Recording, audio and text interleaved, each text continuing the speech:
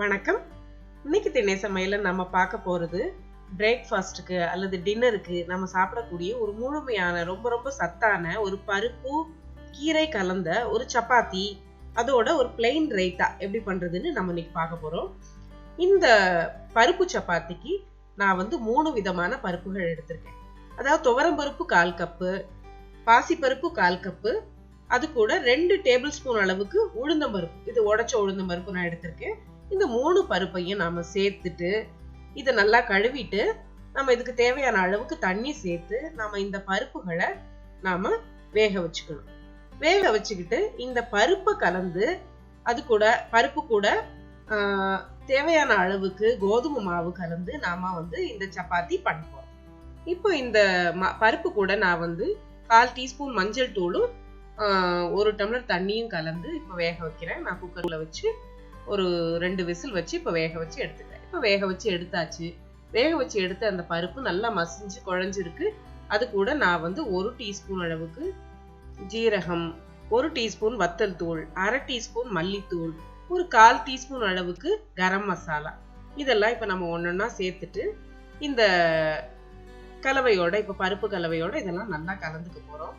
இப்போ இது கலந்துட்டு இது கூட நாம ஒரு 10 பாலக்கீரை, நான் பாலக்கீரை எடுத்திருக்கேன். நீங்க வேற எதுவும் கீரை போடுறதுனாலும் போடலாம், இல்ல இந்த கீரை போடுறத ஸ்கிப் பண்ணிடலாம். இந்த கீரை போடாமலும் பண்ணலாம் இந்த சப்பாத்தி. இப்ப நான் போட்டிருக்க இந்த கீரையை இப்ப நான் பொடியா நறுக்கிக்க போறேன். அதாவது சாப்பர்ல போட்டு நறுக்கிக்கிறேன், நீங்க கத்தியில நறுக்கிக்கலாம். இப்ப இந்த கீரையையும் அந்த பருப்பு கலவையோட சேர்த்துட்டு நாம தேவையான அளவுக்கு கோதுமை மாவு இவ்வளவு அளவுன்னு எல்லாம் கிடையாது. நமக்கு என்ன அளவு வேணுமோ அந்த அளவு நாம எடுத்துக்கலாம். அதாவது இந்த பருப்போட சேர்த்து பிசைறதுக்கு கெட்டியான பதம் வர்றதுக்கு எந்த அளவுக்கு மாவு தேவையோ அந்த அளவுக்கு மாவு சேர்த்து இப்ப நாம பிசைஞ்சிக்க போறோம். மாவை நல்லா கெட்டியா பிசைஞ்சிட்டு நாம அதை ஒரு 5 நிமிஷம், 5ல இருந்து 10 நிமிஷம் இப்ப நாம நல்லா மூடி வச்சு ஒரு பக்கமா வச்சுட்டு அதுக்கப்புறம் நாம சப்பாத்தியா சுட்டு எடுக்கலாம். தண்ணி சேர்க்க கூடாது. அதுக்காக நம்ம கொஞ்சம் கொஞ்சமா சேர்த்து கரெக்டான பதத்துல நம்ம மாவை பிசைஞ்சு எடுத்துக்கணும். நம்ம பிசைஞ்சு எடுக்கிற மாவு சப்பாத்திக்கு நம்ம வழக்கமா திரட்டுற மாவை விட கொஞ்சம் சாஃப்டா இருக்கிற மாதிரி நம்ம திரட்டிக்கிட்டோம்னா இந்த சப்பாத்தி சாஃப்டா வரும்.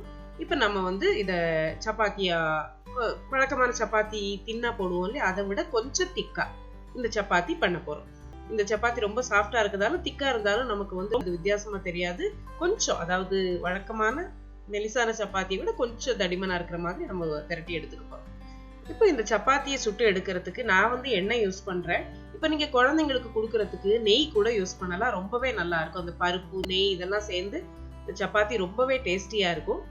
இந்த சப்பாத்தியை சுட்டு எடுத்த பிறகு நாம இதுக்கு பிளெயின் ரைத்தா பண்ண போறோம். இந்த ரைத்தாவுக்கு நமக்கு என்னென்ன பொருட்கள் தேவை அப்படின்னா, இப்போ நான் 5 டேபிள் ஸ்பூன் அளவுக்கு தயிர் எடுத்திருக்கேன். இப்போ சப்பாத்தி ரெடி ஆயிடுச்சு. இப்போ நான் 5 டேபிள் ஸ்பூன் அளவுக்கு தயிர், அது கூட தேவையான அளவுக்கு உப்பு, ஒரு 1/2 டீஸ்பூன் அளவுக்கு ஜீரகத்தை நான் நல்லா இடிச்சு சேர்த்திருக்கேன். அதை கொஞ்சம் 1-2 உடையிற மாதிரி இடிச்சுட்டு அதை சேர்த்திருக்கேன்.